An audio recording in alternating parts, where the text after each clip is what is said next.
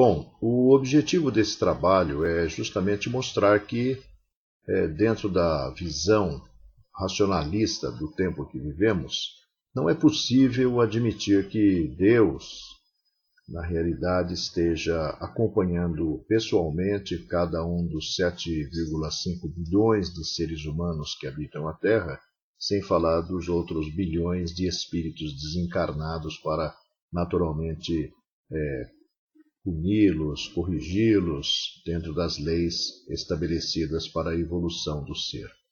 Na realidade, existe um mecanismo sobre o qual nós vamos falar aqui, de uma certa forma descrito pelo André Luiz de maneira sintética no livro Evolução em Dois Mundos e no livro No Mundo Maior. Então nós vamos dar uma passeada pelo conhecimento transferido pelo André Luiz, expressando o pensamento de algumas autoridades espirituais, conforme revelou o médium Chico Xavier. A primeira imagem, ela na realidade repete uma que já foi mostrada várias vezes, que na verdade busca descondicionar, desconstruir a imagem que temos a respeito de nós mesmos como espíritos. De acordo com essa ilustração que está aí na tela, o espírito é esse ponto de luz que na realidade vai evoluindo ao longo das diferentes formas de manifestação da vida do princípio inteligente, do reino mineral para o vegetal, do vegetal para o animal irracional, do irracional para o animal racional, que é o homem, do animal racional, o homem, para o espírito evoluído, né? Perfeito. O corpo espiritual, que está ilustrado aí na gravura, na realidade é o que formata a condição humana, que, usando as contribuições genéticas do homem e da mulher, vai dar forma ao corpo humano, que é a última das ilustrações da gravura. Para começar, nós vamos ver alguns conceitos que estão aí distribuídos em outras obras e que, na realidade, induzem-nos às conclusões finais desse trabalho que vamos começar. Cada existência de nossa alma, em determinada expressão de forma, é uma adição de experiência, conservada em prodigioso arquivo de imagens que, em se superpondo umas às outras, jamais se confundem. E nós observamos que desde as experiências pioneiras de Albert de Rochat, lá na Escola Politécnica de Paris, no final do século XIX, início do século XX, conforme registrado do livro Vidas Sucessivas, publicado aqui no Brasil, agora já no século XXI, um século depois de ter surgido na França, vai mostrando que nós temos aí um arquivo indelével de memórias, né, que na realidade correspondem a todos os registros das vivências, das falas, dos sentimentos e pensamentos que foram experienciados pelo ser, pela individualidade, ao longo das suas diferentes experiências encarnatórias ou não. Vemos também que a reencarnação é necessária enquanto a matéria domina o espírito, mas, desde que o espírito encarnado chegou a dominar a matéria e a anular os efeitos de sua reação sobre o moral, a reencarnação não tem mais nenhuma utilidade nem razão de ser. Isso foi escrito por Allan Kardec lá em fevereiro de 1864, na edição daquele mês da Revista Espírita. Outro conceito importante, o remorso é um monstro invisível que alimenta as labaredas da culpa. A consciência nunca dorme. Na mente reside o comando. A consciência traça o destino. O corpo reflete a alma. Toda agregação da matéria obedece aos impulsos do espírito. Nossos pensamentos fabricam as formas de que nos utilizamos na vida. E isso com, digamos, de uma certa forma, um funcionamento adequado, perfeito, e também com as suas desarmonias, que se manifestam muitas vezes em doenças genéticas ou outras que vão se manifestar ao longo de uma existência e que funcionam como, vamos dizer assim, filtros daquelas desarmonias que nós construímos através dos excessos, seja no uso do nosso sistema mecanicamente físico, seja no uso da nossa inteligência, né, no exercício do poder, na administração, muitas vezes, dos recursos que a vida nos propicia obter ou alcançar. A consciência é um núcleo de forças em torno do qual gravitam os bens e os males gerados por ela mesma. E a consciência, como nós vimos, é naturalmente um resultado do funcionamento da luta do ser impulsionado pela vontade na direção do desenvolvimento das suas inteligências, da sua experiência, naturalmente que vai dotá-lo de conhecimento, que vai na realidade ampliar o seu livre-arbítrio e que vai determinar, como nós vamos ver ao longo desse trabalho, as venturas ou desventuras que haveremos de enfrentar na nossa trajetória de crescimento espiritual. Quanto mais esclarecida a criatura, tanto mais responsável, entregue naturalmente aos arestos da própria consciência, na terra ou fora dela, toda vez que se envolve nos espinheirais da culpa. Allan Kardec, lá no capítulo 7 do livro O Céu e o Inferno, ou a Justiça Divina segundo o Espiritismo, buscou dar-nos o Código Penal da Vida Futura, que é um esboço daquilo que é o mecanismo indutor ao nosso processo de reabilitação perante as leis cósmicas, conquistando novamente talvez oportunidades de seguirmos na direção do nosso progresso de uma maneira mais equilibrada, podemos dizer assim. As diferenças comportamentais observadas nas criaturas humanas podem ser entendidas a partir de uma análise das informações oferecidas pelo Espiritismo? Pergunta.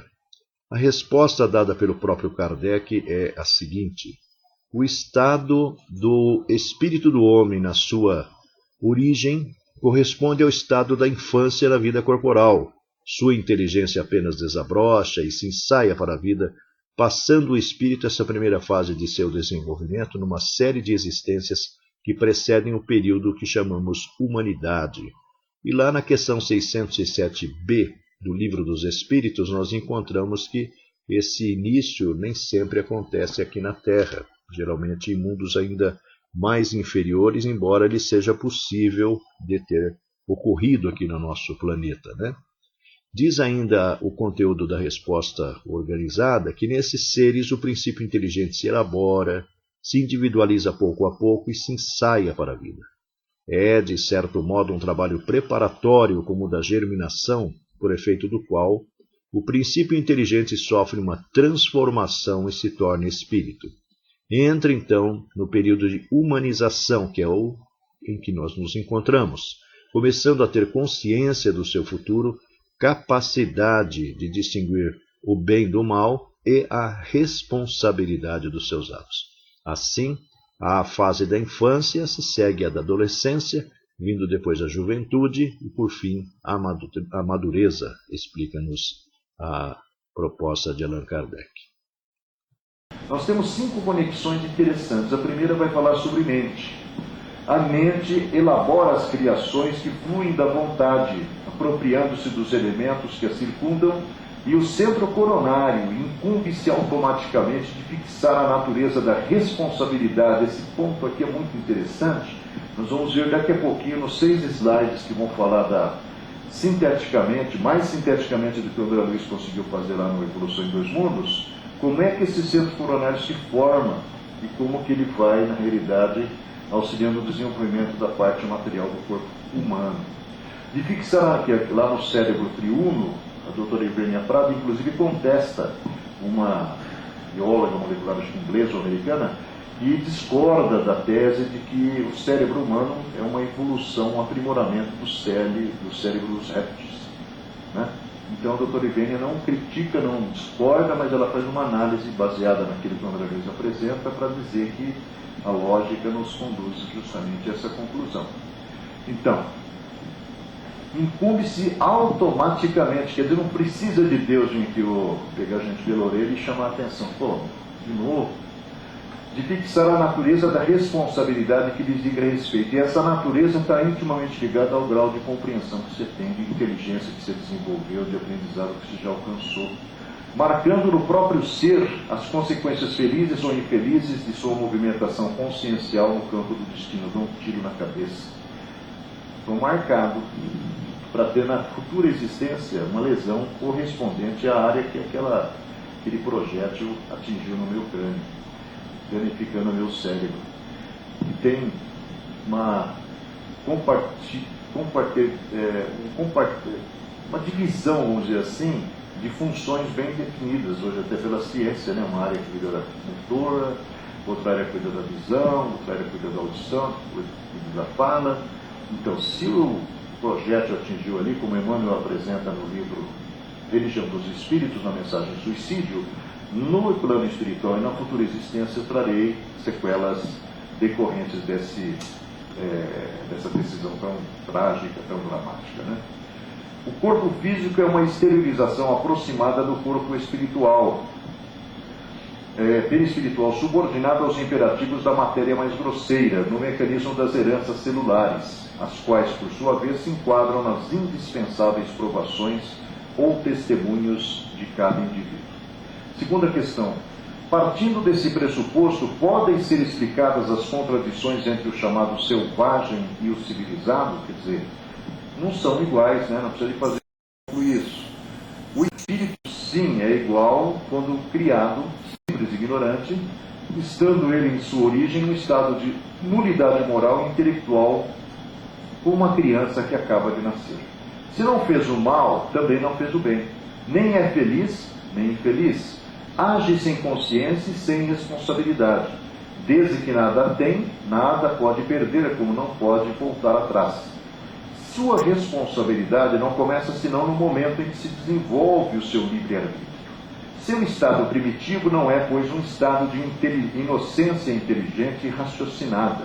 Consequentemente, o mal que fizer mais tarde, infringindo as leis de Deus, abusando das faculdades que lhe foram dadas, não é um retorno do bem ao mal, mas a consequência do mau caminho por onde se embrenhou, ou seja, nós não fugimos de nós mesmos das consequências inevitáveis daqueles atos causados na vida dos outros e nossa mesma, né?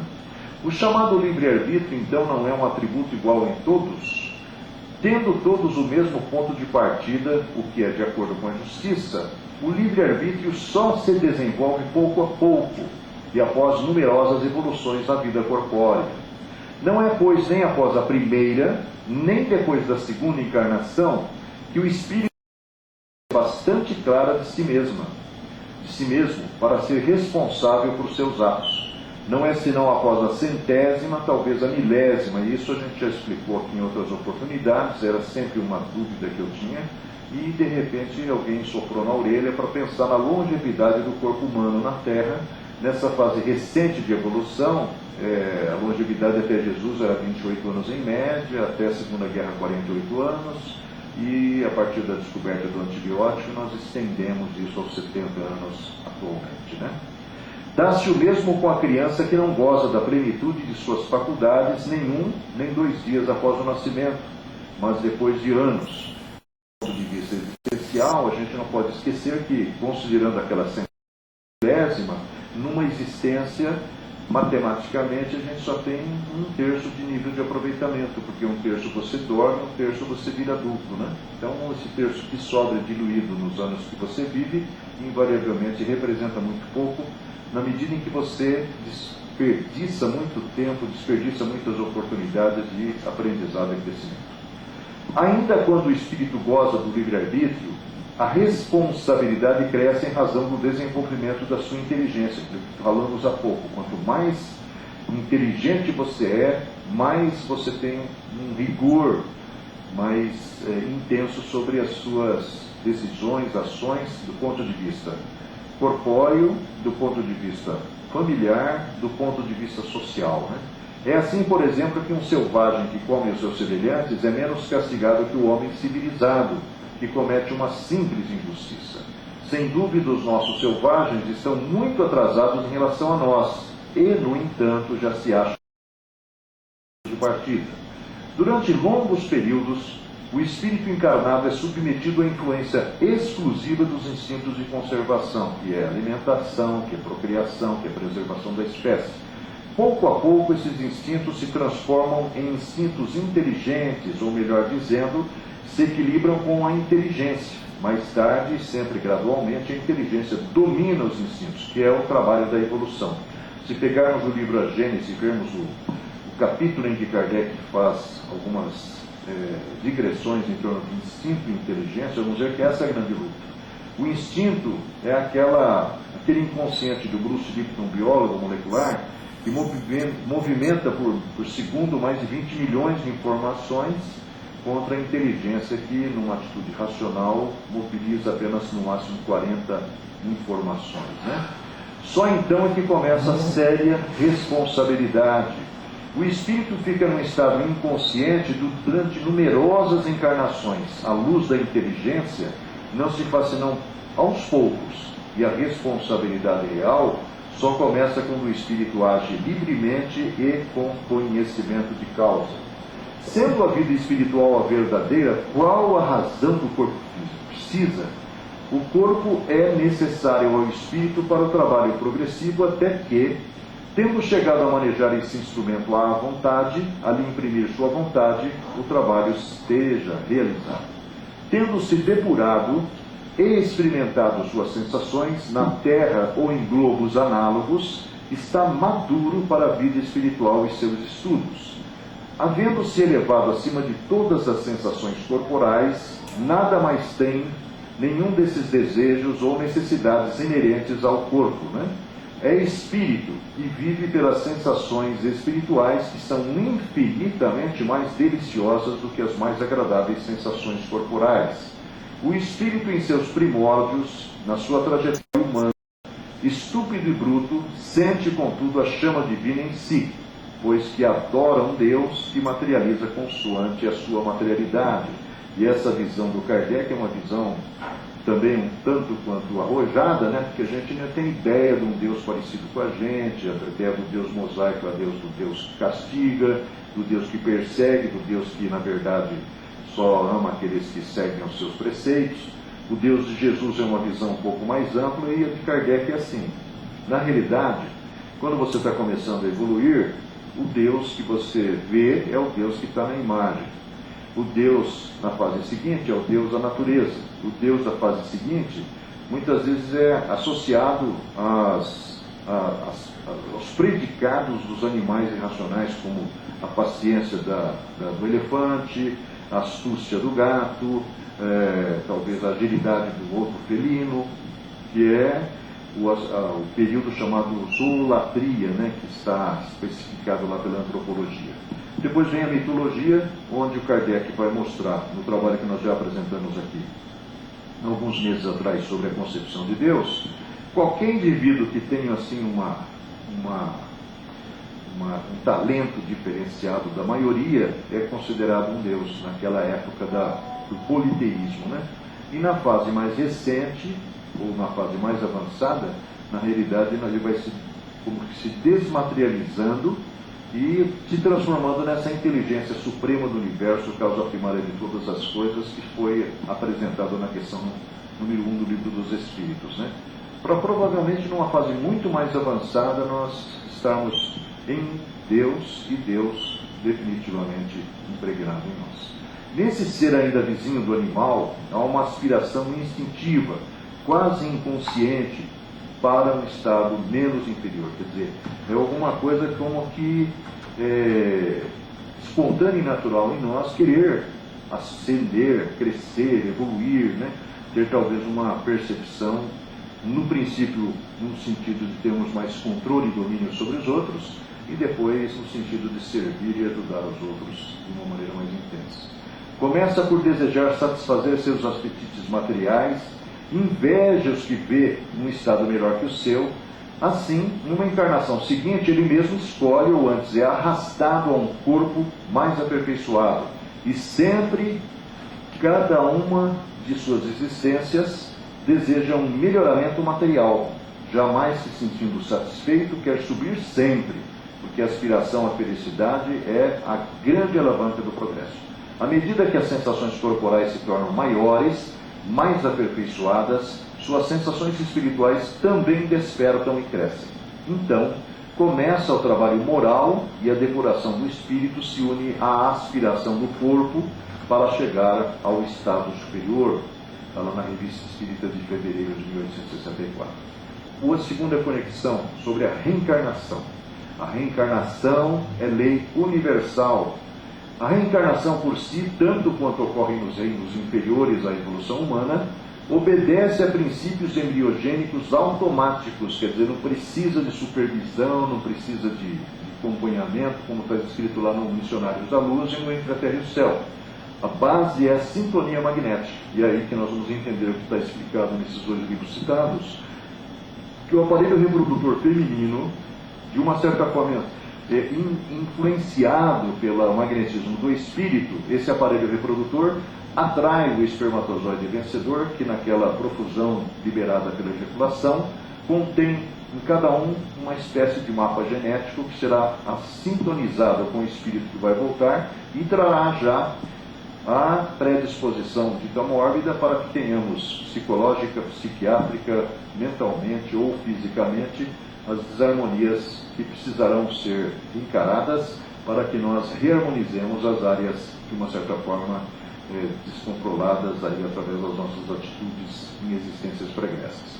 Basta o magnetismo dos pais, aliado ao forte desejo daquele que regressa ao campo das formas físicas. Lembrando que André Luiz nos fala em reencarnação compulsória, nos fala em reencarnação supervisionada e nos fala nessa reencarnação baseada apenas na sintonia magnética.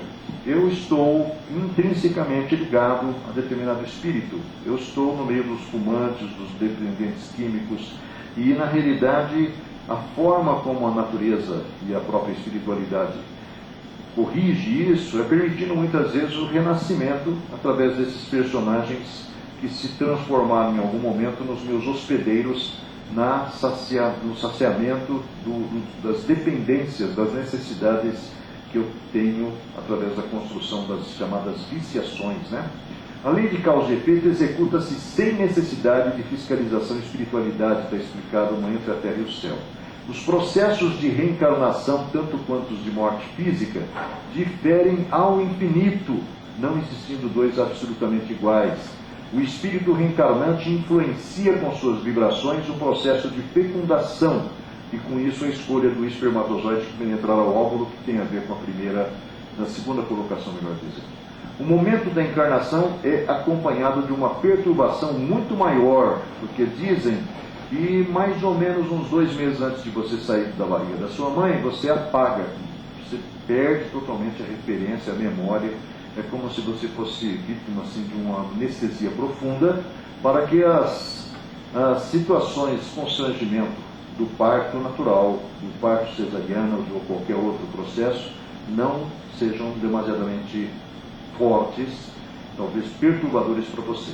Quando você respira na nossa dimensão, você começa a recuperar um pouco da sua consciência, o que se dará talvez no final da primeira infância, mais ou menos uns 3.000 dias depois, como Emmanuel coloca no livro Religião dos Espíritos, quando na verdade parte daquilo que você tem que resolver emerge do seu inconsciente profundo para misturar-se com aquilo que você agregou, acrescentou, incorporou durante a vivência da gestação até a primeira infância, o final da primeira infância, no convívio com o meio, com os pais, e aí você vai se mostrar da forma como você precisa se mostrar, com exceção desses casos, como visto há pouco naquele WhatsApp, onde um recém-nascido está sendo induzido por um pai certamente muito imaturo e inconsequente e irresponsável a fumar e beber álcool, né? Que já vai torná-lo, como dizem alguns observadores, numa existência, numa encarnação frustrada, né?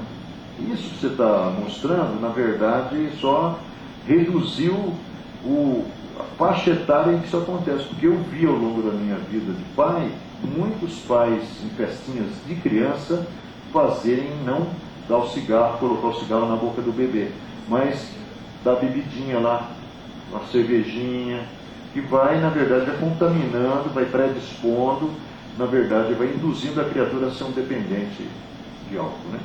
E, sobretudo, mais longa que aquela que tem lugar na desencarnação. Porque quando você desencarna, você vai ter um tempo de despertar.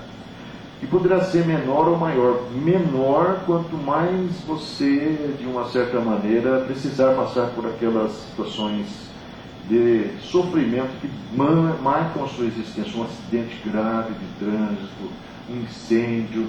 Você matou os outros daquela forma. Se você não tem créditos espirituais, você vai sentir mesmo, cara. Não tem jeito.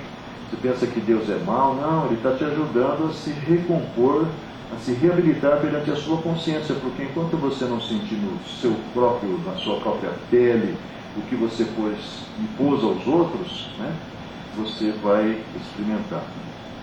Existe um WhatsApp que passou pelos telefones celulares de muitos aí, e curiosamente a gente descobriu que o cara tem livros publicados, um deles até eu folhei outro dia numa livraria, é o Dr. Paulo César Frutuoso.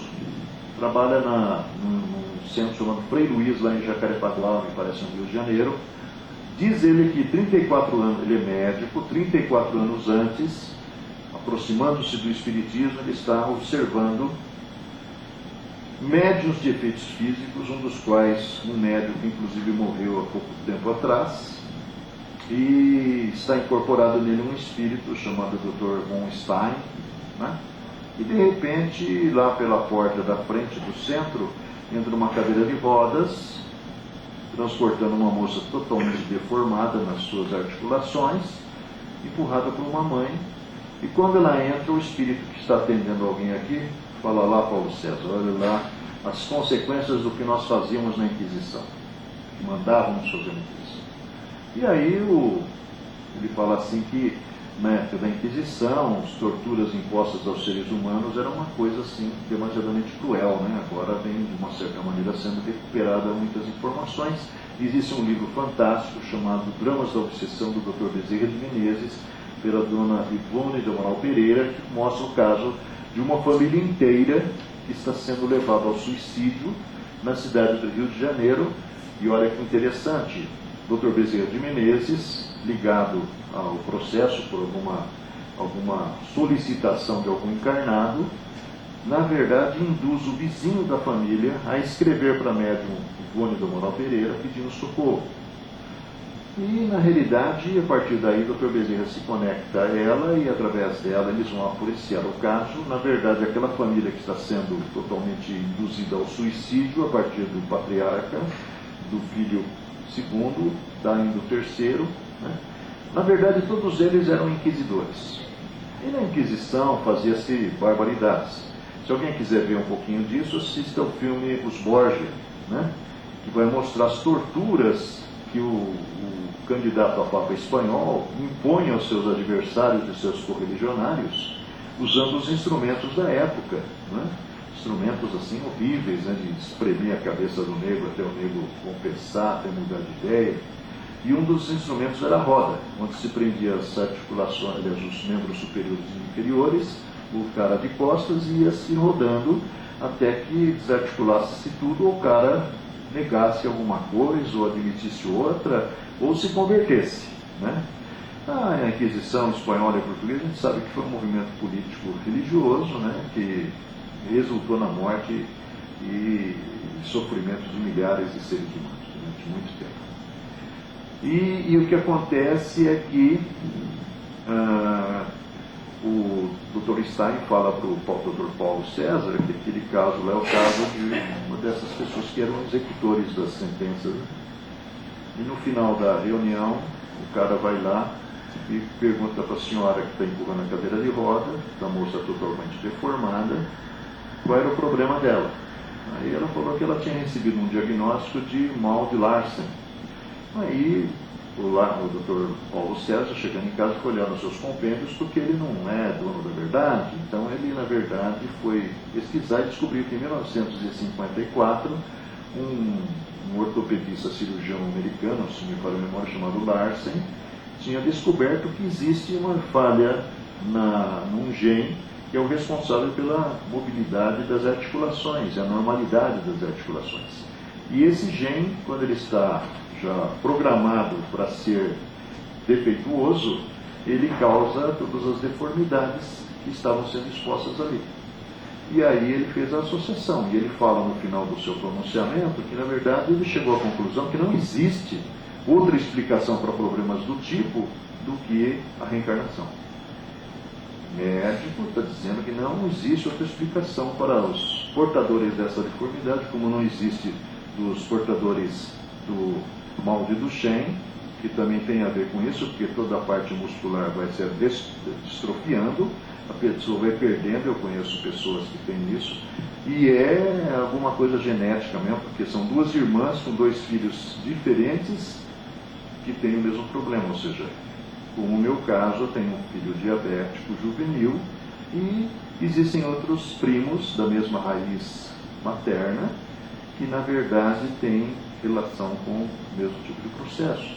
Como a esquizofrenia, por exemplo, que o Chico fala numa entrevista de televisão, que a esquizofrenia é o complexo de culpa que persegue aquele que foi o grande causador. Eu conheço um menino que na adolescência se manifestou a esquizofrenia e na realidade ele não foi o agente, mas ele foi testemunha omissa.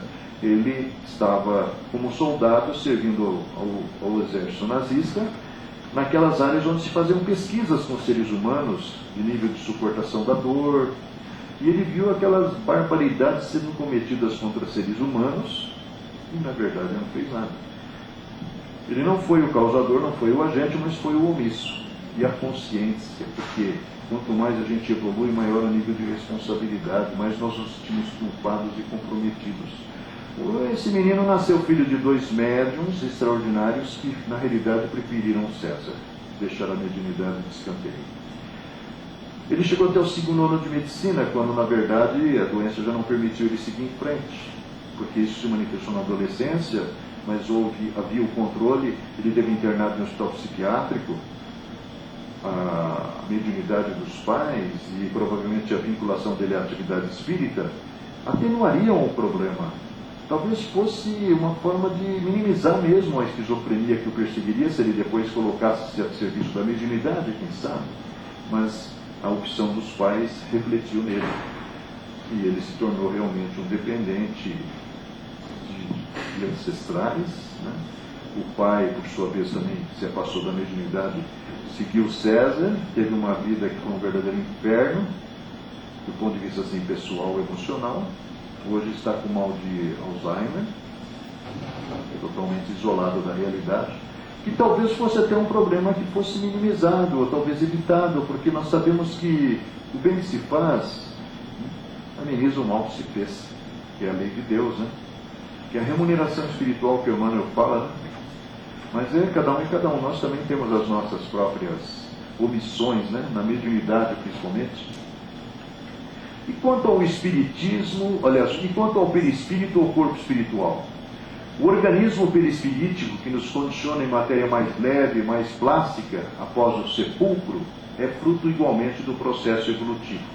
Tem até uma desses grupos aí que fazem humor com o espiritismo, Tem uma recente aí que é um cara saindo de um jogo, parece um jogo de futebol, uma partida de futebol, mas é de uma vida, e tem um repórter buscando respostas. E o cara parece aqueles jogadores de futebol, falando rápido, aquelas gírias que estão típicas. E o que chama atenção entre as muitas coisas verdadeiras que ele fala é que nessa existência ele tinha, na verdade, resolvido tirar um tempo para ele. Que é o que a maior parte faz. Aí o repórter volta com outra pergunta, mas e a existência anterior? Aí ele parou para pensar, ele também tinha tirado um tempo para ele. Então a gente vem com um programa de trabalho aqui e nós sempre tiramos um tempo para nós. Fugimos da atividade voluntária, fugimos do centro espírita, fugimos da mediunidade, fugimos do serviço ao próximo, e quando chega no final da partida, a gente vai se defrontar. Por isso que o processo evolutivo é passo de lesma, Porque nós vamos sempre tirando um tempinho para nós, A gente quer disputar. Como nós temos a garantia de muitas facilidades, porque os sofrimentos que nós experimentamos provavelmente seriam muito graves se não fosse a misericórdia de Deus.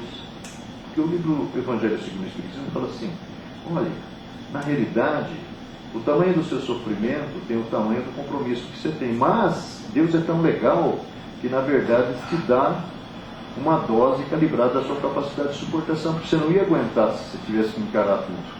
Então você vem aqui dosado já, só que você está com dosado e está tirando proveito para ir na direção que te convém, tirando um tempo para você.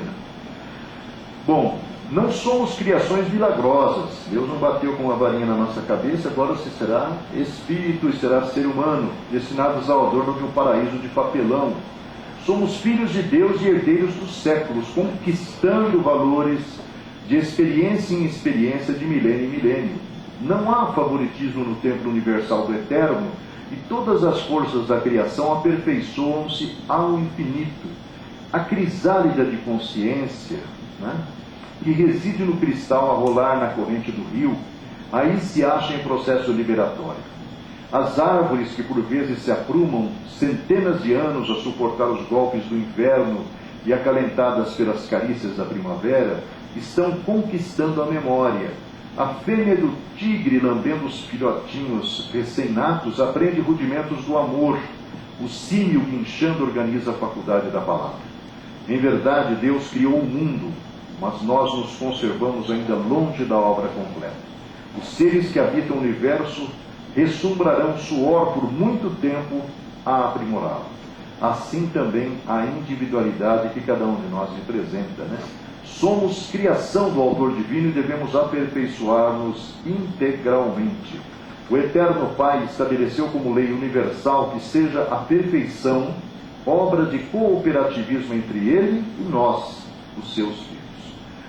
Reconhecendo que a Deus se deve todo o movimento no contexto universal, é possível, segundo a espiritualidade, saber como se desenvolveu na individualidade humana o mecanismo da lei de causa e efeito, e aí nós vamos entrar no conteúdo lá do cérebro triuno, que na realidade é o André Luiz dando aqui ele vai dar uma sintetizada maior daquilo que está lá contido. Olha que legal para quem gosta de estudar, né? A mônada, que é uma versão assim espiritual daquilo que é a nossa célula física, o nosso átomo, vertida do plano espiritual sobre o plano físico, sendo que mônada é uma palavra que foi teoricamente inventada por um filósofo do século XVIII chamado Leibniz, alemão, né? Que seria alguma coisa, não está na nossa dimensão, mas seria a origem de tudo. Atravessou os mais rudes crivos da adaptação e seleção, assimilando os valores múltiplos da organização, da reprodução, da memória, do instinto, da sensibilidade, da percepção e da preservação própria, penetrando assim pelas vias da inteligência mais completa e laboriosamente adquirida nas faixas inaugurais da razão. Seria o princípio inteligente do universo, né? Que o Espiritismo fala. Através do nascimento e da morte, da forma, sofre constantes modificações nos dois planos em que se manifesta o material e o espiritual. Nas regiões do plano espiritual, essa consciência incompleta prossegue elaborando o seu veículo sutil, que é o corpo espiritual, quer dizer, também não é uma obra de uma varinha de condão de Deus, né? É o fruto do trabalho da evolução, correspondente ao grau evolutivo em que se encontra. Ou seja, quanto mais nós vamos evoluindo, mais esse veículo sutil vai se sutilizando. A desmaterialização dele é a evolução, o limite máximo que nós pudermos alcançar em algum momento no futuro, né? Correspondente ao grau evolutivo em que se encontra, tecendo com os fios da experiência a túnica da própria exteriorização, segundo o molde mental.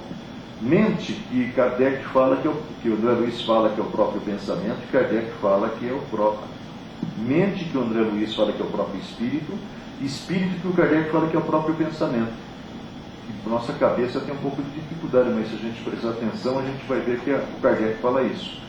Que traz consigo, dentro das leis de ação, reação e renovação, em que automatiza as próprias aquisições, desde o estímulo nervoso à defensiva imunológica, construindo o centro coronário, ou seja, é o primeiro centro de força a ser construído, o primeiro chakra que surge no próprio cérebro através da reflexão automática de sensações e impressões em milhões e milhões de anos, diz André Luiz, pelo qual, com o auxílio das potências sublimes que lhe orientam a marcha, configura os demais centros energéticos, ou seja, todos os outros centros, cerebral, laríngeo, cardíaco, esplênico, gástrico, genésico, configura os demais centros energéticos, emanam do centro de força chamado coronária, do mundo íntimo, fixando-os na tessitura da própria alma, para alcançar a idade da razão, com o título de homem, dotado de raciocínio e discernimento,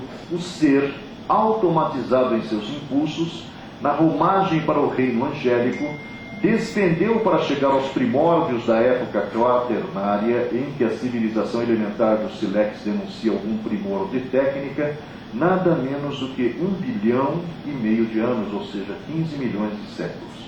Isso é perfeitamente verificável na desintegração natural de certos elementos radiativos na massa geológica do globo, que é o exame do isótopo 14, lá como se diz. O processo de construção da denominada consciência começou em fases pré-humanas, através dos estágios nascimento, experiência, morte, experiência, renascimento, nos planos físico e extrafísico, as crisálidas de consciência dentro do princípio de repetição, respiram sob o sol como seres autótrofos, que são seres que se autoalimentam no reino vegetal, onde as células, nas espécies variadas em que se aglutinam, se reproduzem de modo absolutamente semelhante. Nesse domínio, o princípio inteligente, servindo-se da herança e por intermédio das experiências infinitamente recapituladas, habilita-se a diferenciação nos flagelados, ascendendo progressivamente a diferenciação maior na escala animal, onde o corpo espiritual, a feição da protoforma humana, já oferece moldes mais complexos diante das reações do sistema nervoso, eleito para a sede dos instintos superiores, com a faculdade de arquivar reflexos condicionados. Mas uma conexão na vida profissional, olha que interessante as revelações que o Espiritismo nos dá. Encontramos na Terra, a cada passo, grandes talentos frustrados. Adoraria ser, engenheiro, mas não conseguia ser nada diferente de um mecânico. Adoraria ser, um cientista, mas não conseguia ser nada diferente do que um auxiliar de escritório. Para a direção que anelariam imprimir aos próprios destinos. Inteligências vigorosas, barradas na obtenção de quaisquer louros acadêmicos, não conseguem sair daquela mesma situação, parece que alguma coisa dificulta sempre. Artistas contrariados nas mais altas aspirações, mulheres de profunda capacidade afetiva, jungidas a corpos que lhes deprimem a apresentação, homens hábeis e enérgicos, carregando frustrações insidiosas e ocultas, que lhes proíbem a euforia orgânica, de modo a edificarem o espírito de entendimento e caridade no âmago de si próprios.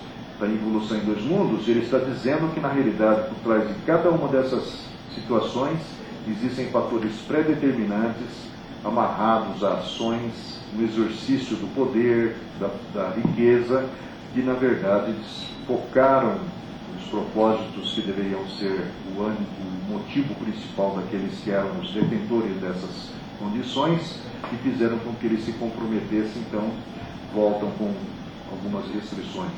A lei nos faculta empreendimentos e obrigações, isso aqui também é maluco, quase sempre junto daqueles mesmos, ou seja, aqueles que trabalham conosco, que estão ligados a nós pelas atividades profissionais, não são necessariamente personagens desconhecidos, né? Com os quais se verificaram nossos próprios delitos ou deserções em existências passadas. A evolução seria auto-organizada, e aí o André Luiz vai começar a nos mostrar e agora como é que funciona, né? Arquitetos divinos auxiliam a consciência fragmentária na construção do cérebro, do ponto de vista espiritual e do ponto de vista físico. E aqui é que há o ponto de discordância que a doutora Ivene, no livro Cérebro Triuno, vai apresentar uma comparativa análise com a tese da americana, dizendo que isso aqui é o que efetivamente tem mais lógica, né? Nos peixes, os hemisférios cerebrais mostram-se ainda muito reduzidos. Nos anfíbios, denotam um desenvolvimento encorajador e nos répteis avançam em progresso mais vasto. Aprimorando-se com mais segurança em semelhante fase na forma espiritual, o centro coronário do psicossoma futuro a refletir-se na glândula pineal, quer dizer, vão surgindo esses implementos, esses anexos que vão ser os grandes responsáveis pelo funcionamento e integração do espírito e corpo. É aí que a epífise começa a consolidar-se com o fulcro energético de sensações sutis para a tradução e seleção dos estados mentais diversos, ou seja, ela tem realmente uma função muito além daquilo que nós imaginávamos, né? Nos mecanismos da reflexão e do pensamento, da meditação e do discernimento, prenunciando as operações da mediunidade, consciente ou inconsciente, pelos quais espíritos encarnados e desencarnados se consorciam uns com os outros na mesma faixa de vibrações para as grandes criações da ciência e da religião, da cultura e da arte, e na jornada ascensional para Deus, quando não seja nas associações psíquicas de espécie inferior ou de natureza comum, em que as almas prisioneiras da aprovação das sombras se retratam reciprocamente. Prossegue o crescimento dos hemisférios cerebrais. Quem estuda um pouco de biologia deve se lembrar desses detalhes nas aves, com significativas porções cerebelares, para encontrarmos nos mamíferos o encéfalo com apreciáveis dotações, apresentando circunvoluções nos girencéfalos e aumento expressivo na área do córtex. Quanto mais se verticaliza a escalada, mais se reduz a percentagem volumétrica do cerebelo, enquanto que os hemisférios cerebrais dilatam. Os neurônios nascem e se renovam milhões de vezes no plano físico e no extrafísico, na estruturação de cérebros experimentais, com mais vivos e mais amplos ingredientes do corpo espiritual. Estabelecidos os centros nervosos, os reflexos tipos são organizados no reino animal, preparando-se o veículo fisiopsicossomático do porvir em suas reações nervosas fundamentais. Através deles, o encéfalo, conservando consigo o centro coronário e o centro cerebral, registra excitações inúmeras para que as faculdades de percepção e seleção, atenção e escolha se consolidem. No corpo dos animais superiores, no transcurso dos séculos, a consciência fragmentária acrisola então os sentidos. Primeiro é o tato, por sentido cutâneo essencial a espraiar-se por toda a pele. Adestrada a atenção, o animal na esfera física e na esfera extrafísica elabora por atividades reflexas várias substâncias que lhe excitam os centros receptivos, definindo os chamados sentidos químicos a culminarem no olfato e no gosto. O sentido da vista, admiravelmente fixado, passa a permitir a constituição das imagens dos objetos na retina. A audição, alicerçando-se em órgão complexo, consolida-se no ouvido interno, protegido pelo ouvido externo e pelo ouvido médio. Aperfeiçoando as engrenagens do cérebro, o princípio inteligente sentiu a necessidade de comunicação com os semelhantes, e para isso a linguagem surgiu entre os homens, entre os animais, sob o patrocínio dos gênios veneráveis que nos presidem a existência. Lembrando que tudo isso está mostrando como vai se formando dentro do ser o mecanismo de autocorreção que a gente hoje ainda, pelo menos na grande maioria, acredita a Deus, né? Na verdade é uma coisa que está se desenvolvendo automática, mecanicamente dentro de nós. De início, o fonema e a mímica foram os processos indispensáveis ao intercâmbio de impressões ou para o serviço de defesa. Aprende então o homem, com o amparo dos sábios tutores que o inspiram, a constituição mecânica das palavras, provindo da mente a força com que aciona os implementos da voz, gerando vibrações nos músculos torácicos. Com o exercício incessante e fácil da palavra, a energia mental do homem primitivo encontra insopitável desenvolvimento por adquirir gradativamente a mobilidade e a elasticidade imprescindíveis à expansão do pensamento, que então paulatinamente se dilata. Começando a fixar o pensamento em si mesmo, fatigando-se para concatená-lo e exprimi-lo, confiou-se o homem a novo tipo de repouso, a meditação compulsória, ante os problemas da própria vida, passando a exteriorizar inconscientemente as próprias ideias. O continuismo da ideia consciente acende a luz da memória sobre o pedestal do automatismo. Constrangido a aceitar os princípios de renovação e progresso, refugia-se no amor e egoísmo, na intimidade da prole que lhe entretém o campo íntimo, ajudando-o a pensar. Observa-se tocado por estranha metamorfose. Vê instintivamente que não mais se poderia guiar pela excitabilidade dos seus tecidos orgânicos ou pelos apetites furiosos herdados dos animais. Desligado lentamente dos laços mais fortes que o prendiam às inteligências divinas, a lhe tutelarem o desenvolvimento, para que se lhe afirmem as diretrizes próprias, sente-se sozinho, esmagado pela grandeza do universo. A ideia moral da vida começa a ocupar-lhe o crânio.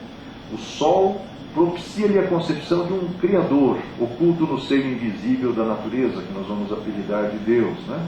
Abraça os filhinhos com enternecimento feroz, buscando a solidariedade possível dos semelhantes na selva que o desafia. Mentaliza a constituição da família e padece na defesa do lar. Os porquês, ali nascerem fragmentários no íntimo, insuflam-lhe aflição e temor. Percebe que não mais pode obedecer cegamente aos impulsos da natureza, ao modo dos animais que lhe comungam a paisagem, mas sim que lhe cabe agora o dever de superar-lhes os mecanismos, como quem vê no mundo em que vive a própria moradia, cuja ordem lhe requisita apoio e cooperação. A ideia de Deus, iniciando a religião, a indagação prenunciando a filosofia, a experimentação anunciando a ciência, o instinto de solidariedade prefigurando o amor puro, a sede de conforto e beleza inspirando o nascimento das indústrias e das artes, eram pensamentos nebulosos, torturando-lhe a cabeça e inflamando-lhe o sentimento. Nesse concerto de forças, a morte passou a impor-lhe angustiosas perquisições, e enterrando seus entes amados em sepulcros de pedra, o homem rude, a iniciar-se na evolução da natureza moral, perdido na desértica vastidão do Paleolítico, aprendeu a chorar, amando e perguntando, para ajustar-se às leis divinas, a se lhe esculpirem na face imortal e invisível da própria consciência. Foi então que, em se reconhecendo ínfimo e frágil diante da vida, compreendeu que perante Deus, seu Criador e Pai, estava entregue a si mesmo. O princípio da responsabilidade havia nascido. Em razão do apego aos rebentos da própria carne, institui a propriedade da faixa de solo em que se lhes encrava a moradia e, atendendo a essa mesma raiz de afetividade, traça a si próprio determinadas regras de conduta para que não imponha aos semelhantes ofensas e prejuízos que não deseja receber. Acontece assim o inesperado. O homem selvagem, que não pretende abandonar os apetites e prazeres da experiência animal, fabrica para si mesmo os freios que lhe controlarão a liberdade, que é o mecanismo automatizado em nós, a fim de que se lhe enobreça o caráter iniciante. Estabelecendo a posse tirânica em tudo que julga seu, desiste de aproveitar o que pertence ao vizinho, sob pena de expor-se a penalidades cruéis. Nasce, desse modo, para ele, a noção do direito sobre o alicerce das obrigações respeitadas. É assim que ele, transformado, interpreta sob novo prisma a importância da sua presença na Terra. Não mais lhe seduzem a despreocupação e o nomadismo, assim como para o homem adulto é já passado o ciclo da infância. Sabe agora que o berço carnal se reveste de significação mais profunda. Compreende a pouco e pouco que a vida lhe registra as contas pessoais, porquanto aprende que pode negar o braço ao companheiro necessitado de apoio, sabendo, porém, que o companheiro poderá recusar-lhe o seu no momento em que o desequilíbrio lhe bata à porta. Reconhece que dispõe de liberdade para matar o desafeto, mas não ignora que o desafeto, a seu turno, pode igualmente exterminar-lhe o corpo ou amargar-lhe o caminho. Percebe que os seus gestos e atitudes para com os outros criam nos outros atitudes e gestos semelhantes para com ele.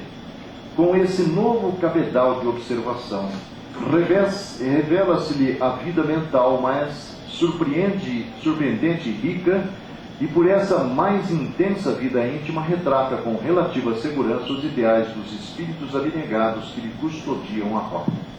Desde então, não guarda a existência circunscrita à romagem berço-túmulo, por alongá-la do ponto de vista de causa e efeito, para além do sepulcro em que se lhe salva, ou melhor, que se lhe guarda o invólucro anulado ou imprestado.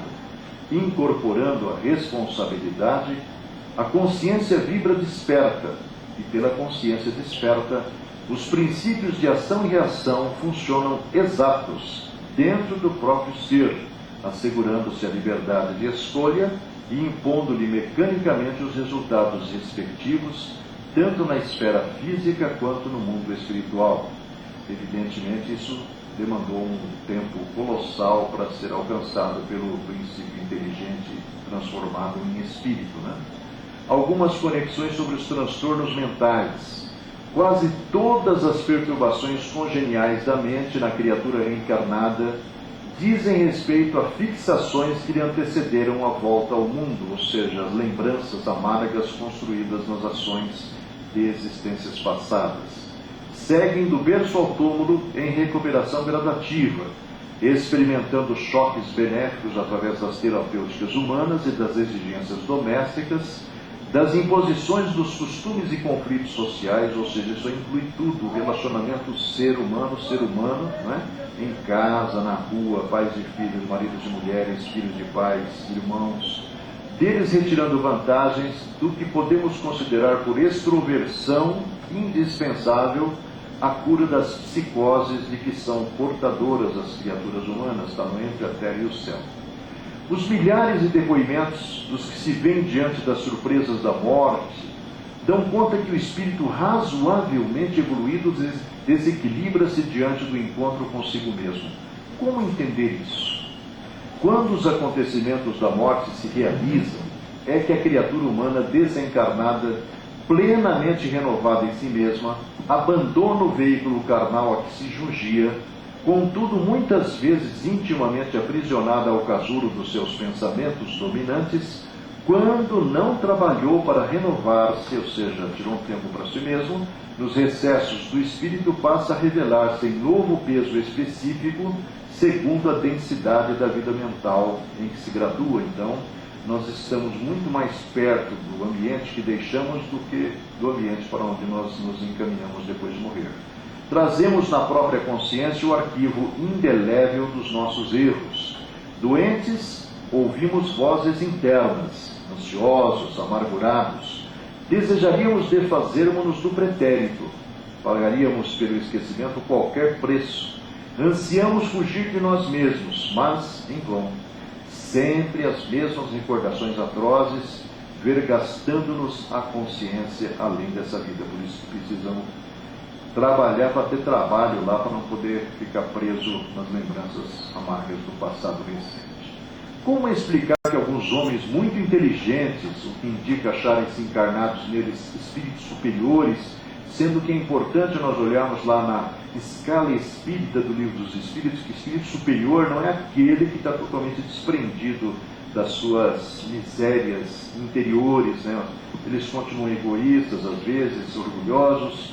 A superioridade é um diferencial pouco grande daquele que nós consideramos como os espíritos médios em termos de evolução, né?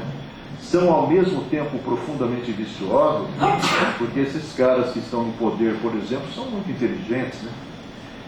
Eles não são pouca coisa do ponto de vista assim, de desenvolvimento enquanto seres humanos e enquanto espíritos, e não chegaram lá também por favorecimentos do plano espiritual. Invariavelmente são programas que estão sendo cumpridos e o desvirtuamento é decisão de cada um, né?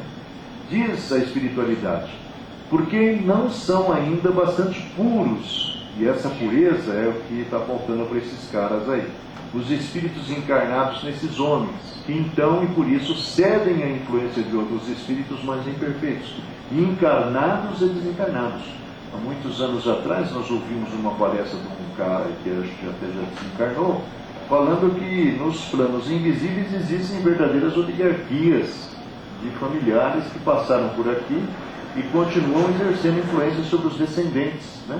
É só nós vermos nos senados e nessas áreas aí públicas que a maior parte é filho, descendente, neto, primo, parente daquele que está lá, né? E no bastidor está o dono do clã, né? Que é o ancestral mais remoto. Porque não são ainda bastante puros esses espíritos, explica aí o Espiritismo. O espírito progride em insensível marcha ascendente, mas o progresso não se efetua simultaneamente em todos os sentidos. Durante um período da sua existência, ele se adianta em ciência, durante o outro, em moralidade. Ao espírito cumpre progredir em ciência e em moral. Se somente se adiantou num sentido, importa se adiante no outro. para atingir o extremo superior da escala. Contudo, quanto mais o homem se adiantar na sua vida atual, tanto menos longas e penosas lhe serão as provas que se seguirem. Há duas espécies de progresso, diz Allan Kardec, que uma a outra se prestam mútuo apoio, mas que, no entanto, não marcham lado a lado, como nós falamos há pouco. O progresso intelectual, que é da inteligência, e o progresso moral. Entre os povos civilizados, o primeiro, que é o intelectual, tem recebido nos últimos séculos, não sei muito raciocínio sobre isso, todos os incentivos. Essa tecnologia absurda dos últimos 100 anos, dos últimos 50, dos últimos 30, é uma prova disso. Por isso mesmo atingiu um grau a que ainda não chegara antes da época atual. Muito falta para que o segundo, que é o progresso moral, se ache no mesmo nível.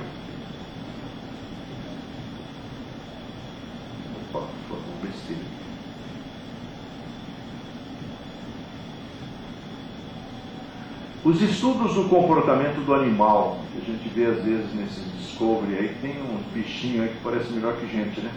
Chamado não aborta, animal não aborta, já viram isso, né? Chamado irracional, revelam comportamentos sociais por vezes melhores que os humanos. Como o Espiritismo vê a questão? Os animais só possuem a inteligência da vida material, explica o Espiritismo. No homem, a inteligência proporcional, no homem a inteligência proporciona a vida moral. A moral é a regra do bem proceder, isto é, de distinguir o bem do mal. Funda-se na observância da lei de Deus. O homem procede bem quando tudo faz pelo bem de todos, porque então cumpre a lei de Deus.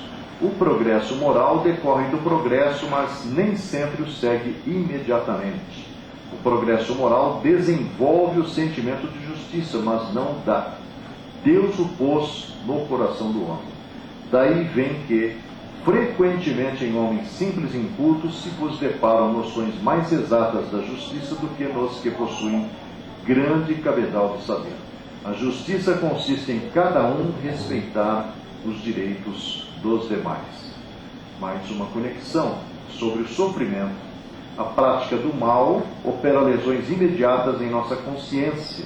E toda lesão dessa espécie determina distúrbio ou mutilação no organismo que nos exterioriza o modo de ser. Na maioria das circunstâncias, quando despertos para o reajuste indispensável, somos nós mesmos que pedimos a presença e o concurso da doença antes da reencarnação no campo da existência física, à maneira do viajor encomendando recursos de segurança para a travessia do mar. Pode ela também se constituir em auxílio de urgência, promovido pela bondade de amigos que se erigem nas esferas superiores, na condição de patronos de nossa libertação para a vida maior. Na dinâmica de funcionamento do princípio de causa e efeito, a memória cumpre talvez a função mais importante. Nada se perde no círculo de nossas ações, palavras e pensamentos. O registro de nossa vida opera-se em duas fases distintas, perseverando no exterior através dos efeitos de nossa atuação em criaturas, situações e coisas, e persistindo em nós mesmos, nos arquivos da nossa própria consciência, que recolhe matematicamente todos os resultados de nosso esforço no bem e no mal, ao interior dela própria. O espírito, em qualquer parte, move-se no centro das criações que desenvolveu.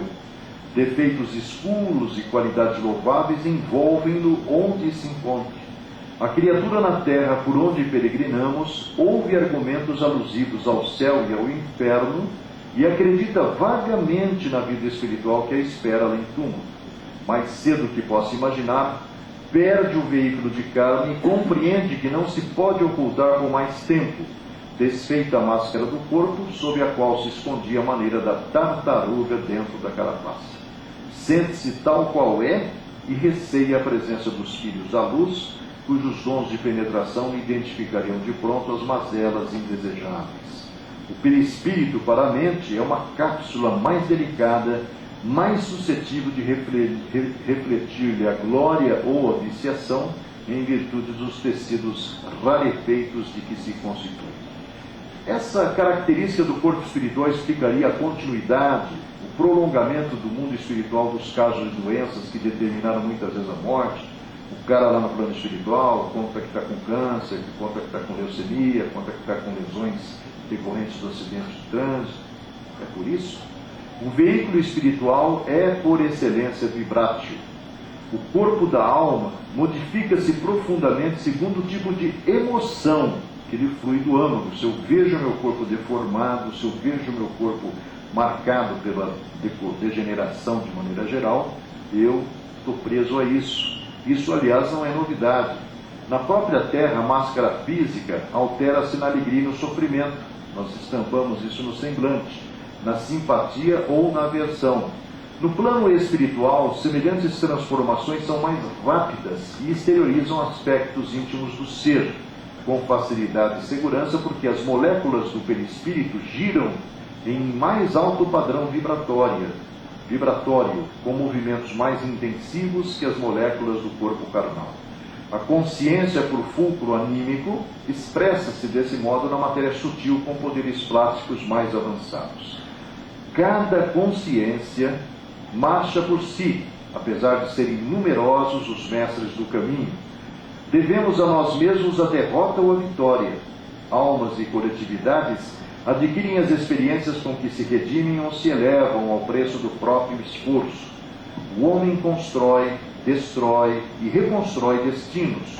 Como a humanidade faz e desfaz civilizações, buscando a melhor direção para responder aos chamamentos de Deus. É por isso que pesadas tribulações vagueiam no mundo, tais como a enfermidade e a aflição, a guerra e a decadência, despertando as almas para o discernimento justo. Cada qual vive no quadro das próprias conquistas ou dos próprios débitos. No retorno ao mundo espiritual pelo impositivo da morte, é que o ser percebe de maneira mais evidente que a vida corporal não era uma excursão de férias. Os espíritos que na vida física tendem aos seus deveres com exatidão, retomam pacificamente os domínios da memória, tão logo se desenfaixam do corpo denso, reentrando em comunhão com os laços nobres e dignos que os guardam na vida superior, para a continuidade do serviço de aperfeiçoamento e sublimação que lhes diz respeito. Contudo, para as consciências intranquilas, a morte no veículo carnal não exprime libertação. Perdem o carro fisiológico, mas prosseguem atadas ao pelourinho invisível das próprias culpas. Por isso que 80% de quem morre não vai para lugar nenhum, como diz Chico Xavier. E a culpa é sempre uma nesga de sombra eclipsando a razão, a visão. Nossas faculdades de memória, relativamente às nossas quedas morais, assemelham-se de certo modo às conhecidas chapas fotográficas, as quais, se não forem convenientemente protegidas, sempre se inutilizam. Imaginemos a mente como sendo um lago. Se as águas se acham pacificadas e límpidas, a luz do firmamento pode retratar-se nele com segurança. Mas, se as águas vivem revoltas, as imagens se perdem ao quebrar das ondas móveis, principalmente quando o lodo acumulado no fundo aparece à superfície. Nas zonas inferiores, somos seres humanos muito distantes da renovação espiritual, não obstante desencarnados. Por isso que no processo evolutivo a criatura não foge de si mesma. Cada consciência é uma criação de Deus, e cada existência é um elo sagrado na corrente da vida em que Deus palpita e se manifesta. Responderemos por todos os golpes destrutivos que vibramos nos corações alheios e não nos permitiremos repouso enquanto não consertarmos valorosos o serviço de reajuste. Imaginemos que um homem tenha conduzido uma jovem à comunhão sexual com ele, à caça de mero prazer dos sentidos, prometendo-lhe matrimônio digno para abandoná-la vilmente no próprio desencanto depois de saciado em seus desejos. A pobre criatura desenganada, sem recursos para refugiar-se no trabalho respeitável, entrega-se aos desvarios e desregramentos no campo da sexualidade. O homem é responsável pelos desatinos que a infelicitada companheira venha a praticar, compreendendo-se que ele não terá marchado sozinho para semelhante aventura. É preciso reconhecer que todos responderemos pelos atos que efetuamos, contudo, no caso em foco, Se o homem não é responsável pelos delitos em que venha a falir a mulher desventurada, é ele inegavelmente o autor da desdita em que ela se encontra. E em desencarnando com remorso da traição praticada, quanto mais luz se lhe faça no entendimento, mais agudo lhe será o pesar de haver cometido a falta. Trabalhará naturalmente para levantá-la do abismo a que ela se arrojou para segui-lo, confiante, e reconduzir-lhe-á à reencarnação em cujos liames se demorará, aceitando-a por esposa ou filha, de modo a entregar-lhe o amor puro prometido, sofrendo para regenerar-lhe a mente em desequilíbrio e resgatando a sua consciência entenebrecida pela culpa, evidentemente numa relação sempre muito difícil, né? Da mesma forma, notamos na sociedade terrestre homens arruinados por mulheres desleais que os precipitaram na criminalidade e no vício. O processo da reparação é absolutamente o mesmo. A mulher que lançou o companheiro nas sombras do mal, em despertando a luz do bem, não descansará enquanto não o reerguer para a dignidade moral diante das leis de Deus.